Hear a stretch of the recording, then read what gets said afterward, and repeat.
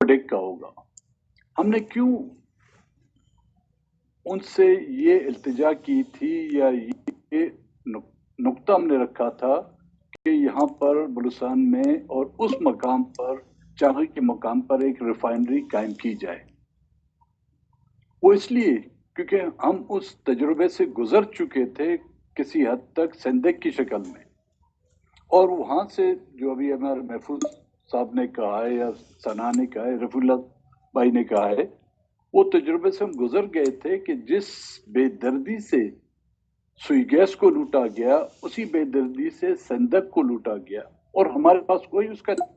न check balance उस पर हम नहीं है। हमें ये पता नहीं कि कितना उससे गोल्ड निकला है, कितना उससे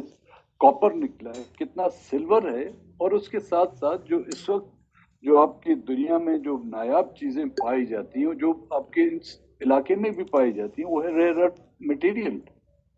जो इस वक्त अगर मैं कहूं कि वो आपके गोल्ड से भी कीमत में कम ना होगा तो मैं गलत नहीं होगा। और उसी कमेटी सॉरी उन्हीं 6 नुकात में के बाद हमने पार्लियामेंट से ये मंजूरी दिलवाई कि बलूचिस्तान का जो भी मसला है, चाहे उसका माशी मसला है या इंसर्जेंसी जो चल रही है, वो एक सियासी मसला है, और इस मसले को बंदूक की नोक पर कोई भी या तोप की बारूद से जो है ना इसको कोई खत्म नहीं कर सकेगा। ये इंसानों की एक तारीख है, ये मुल्कों की, रियासतों की और कौमों की एक तारीख है। हम बलोच कोई फर्द नहीं, हम कोई टोला नहीं, हम एक कौम है, और इस मुल्क में हमें जब शामिल किया गया था, चाहे वो बज़ोर शमशीर था या किसी रजामंदी से था, हमें हमारी आबादी को देखकर नहीं, हमें हमारे खित्ते को देखकर और हमें एज ए यूनिट के तौर पर यहाँ पर शामिल किया गया था। तो हमें भी जो हमारे साथ जो ट्रीटमेंट भी किया जा रहा है, वो एक यूनिट के तौर पर किया जाए, ना कि एक नौआबादी या गुलाम के तौर पर। तो वहां पर जो हमने तजवीज पेश की थी 2019 में कि बलूचिस्तान का मसला चूंकि सियासी है, इसलिए यहाँ पे पार्लियामेंट्री कमेटी बनाई जाए जो बलूचिस्तान का दौरा करे और वो तमाम तबके फिक्र के लोगों से मुलाकात करे, उनका पॉइंट ऑफ व्यू ले, उसमें पॉलिटिकल पार्टियां उनसे भी मिले, वहां पे आम लोगों से मिले, वहां पे मुख्तलिफ तबके हैं, आपके लॉयर्स हैं उनसे मिले, आपके ट्रेडर्स हैं उनसे मिले, आपके जमींदार हैं उनसे मिले। तो पहले तो ये समझा जाए कि बलूचिस्तान का मसला क्या है, क्योंकि ना जब के यहाँ के हुक्मरान बलूचिस्तान का मसले को नहीं समझ सके हैं, हमने मेरे ख्याल में कोई ऐसा ही दौर ना आया हो कि किसी ने ना किसी ने पार्लियामेंट में या इन हुकूमतों से बलूचिस्तान के मसले का जिक्र ना किया हो, लेकिन एंड ऑफ द डे वो यही कहते हैं कि जी बलूचिस्तान का मसला क्या है। आपको याद होगा जब डेरा बुगटी का मसला, डॉक्टर शाजिया खान का मसला उठा था, तो general Musharraf as a dictator और सदर थे, और चौधरी शुजात उस प्राइम मिनिस्टर थे। पार्लियामेंट्री कमेटी बनाई गई और उन्होंने जाके डेरा बुगटी का विजिट किया। आज भी उसी पार्लियामेंट्री कमेटी के लोग जिंदा हैं, उनसे पूछा जाए कि फॉल्ट लाइन है कहां पर, ये बलोचों की तरफ से फॉल्ट लाइन है या रियासत की तरफ से। तो इस कमेटी का भी मकसद हमारा यही था, लेकिन बदकिस्मती से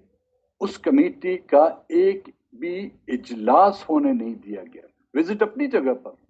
हमने तो कहा था कि जी आप कोयटा भी जाएं, आप ग्वादर जाएं, आप जहां पर इंसर्जेंसी या मिलिट्री ऑपरेशन हो रहा है वहां पे भी जाएं,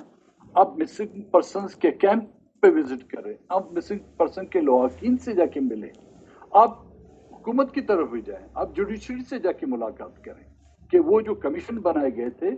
उन्होंने क्या रिजल्ट दिया बलूचिस्तान का। आप आपकी जो अस्करी जो क़यादत है वहां पर उनसे भी जाके मिलें, वो क्या कहते हैं। तमाम नुकात को आप इकट्ठे करके किसी एक नतीजे पर पहुंचे,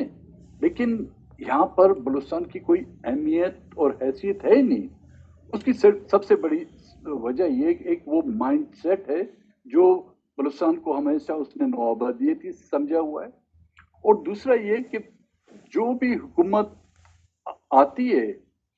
اس کے نزدیک بلوچستان کی کوئی اہمیت اس لیے نہیں کہ بلوچستان کے تمام پولیٹیکل پارٹیاں مل کر پارلیمنٹ میں جو ہے نا کراچی کی سیٹ آپ کی نشستوں کی تعداد کی جو ہے برابری نہیں کر سکتے، کیونکہ حکومت میں آنے کے لیے ان کو ووٹ ضرورت ہے. آج بھی ایک شخص کا ووٹ ہے ان کے لیے، اس کی اتنی ضرورت ہے کہ وہ اس کو منسٹر بھی بناتے تھے، اس کو انٹیریئر منسٹر بھی بناتے تھے، کیونکہ وہ جیت کے آیا ہے. پنڈی ہی تو یہاں حکومت کرتا ہے، وہ پنڈی کی حکومت سے جو ہے نا یہاں پہ ریاستیں چلتی ہیں. تو ابھی تک جب تک مجھے معلوم نہیں کہ ان کے اس مائنڈ سیٹ کو کس طرح بدلا جائے گا. اور یہی جو کمیٹی ہم نے بنائی تھی، اس کمیٹیوں کو اگر اجازت دی جاتی یا اسپیکر ان کی ایک میٹنگ بلاتے اور ان کو ٹاسک دیا جاتا تو کم سے کم اس پارلیمنٹ کو تو سمجھ آتا. ہم جب بھی بلوچستان میں اسمبلی میں بلوچستان کی بات کرتے ہیں تو لوگ چونک جاتے ہیں کہ میں نے پتہ نہیں دنیا کے کس ملک کا جو ہے قصہ چھیڑ رہا ہوں، اور ان کو یقین نہیں آتا کہ یہ حالات بلوچستان میں ہو رہے ہیں. اور ہمارے جو پارلیمنٹیرین ہیں جن کا تعلق دوسرے صوبوں سے ہے، ہماری حکومتیں ہیں، ان حکومتوں کے جو وزراء ہیں ان کا وزٹ جو ہوتا ہے وہ مشکل سے صبح کی فلائٹ میں آئے، کوئی میٹنگ اٹینڈ کی، یا زیادہ زیادہ ایک رات رکے سرینا سے زرغون روڈ. ایک زمانے میں گوادر کے کافی ان کے طواف ہوتے تھے، آج کل وہ بھی رہ چکا ہے. اب شاید ریکوڈیک کا مسئلہ جو پھر ٹاپ پہ جا رہا ہے، تو شاید اب وزراؤں کے لیے ہیلی پیڈ اور وہاں پر رن وے بھی بنائے جائیں جو ان کی سہولت کے لیے اور ان کو آرام فراہم کرنے کے لیے. تو جب تک اس مائنڈ سیٹ کو ہم نہیں بدلتے اور جب تک کہ بلوچستان کو اس ملک کا ایک برابر حصہ تسلیم نہیں کیا جاتا، جب تک میرے خیال میں بلوچستان کا مسئلہ نہ حل ہوا ہے، نہ ہو رہا ہے اور نہ ہی ہوگا. تھینک یو سو مچ. جی بہت بہت شکریہ اختر صاحب، بہت شکریہ. شاہد خاقان عباسی صاحب، based on where we stop میں دوبارہ وہیں سے شروع کرنا چاہوں گا، لیکن اختر مینگل صاحب نے ایک بہت امپورٹنٹ بات کی، میں چاہوں گا کہ اس کو بھی ایڈ کروں، پھر آپ ان کا تفصیل سے جواب دیجئے.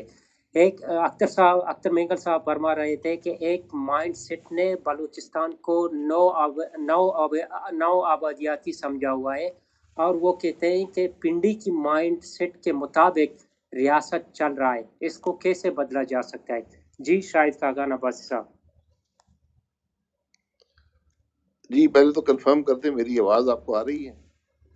جی بالکل آ رہی ہے آپ کی آواز.